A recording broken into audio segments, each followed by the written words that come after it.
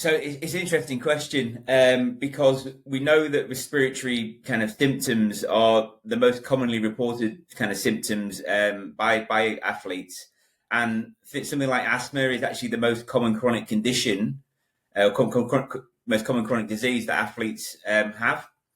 But at the same time, it might not necessarily be the front of kind of the medicals that athletes go through.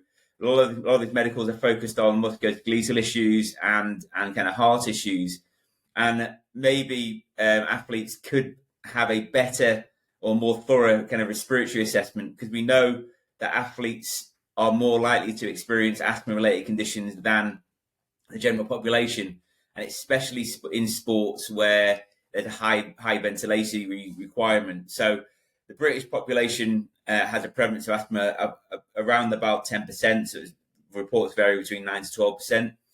Now, when we look at, say, for example, the British Olympic team, there's a prevalence of asthma of around about 20%, 20 to 21% in that Olympic team.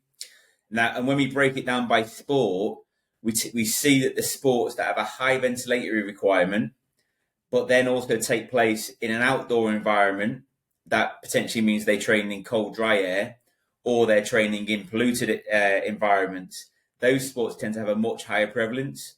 So I've already mentioned that kind of elite football is somewhere around about 25 to 30% prevalence. But when we look at cycling, that's around about 40%.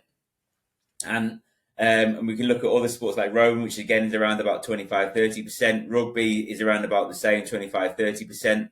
But elite swimming, the reports that we've published kind of suggest that kind of elite swimmers that train in indoor pools, the prevalence can go all the way up to almost 70% of athletes within that sport have a prevalence of EIB.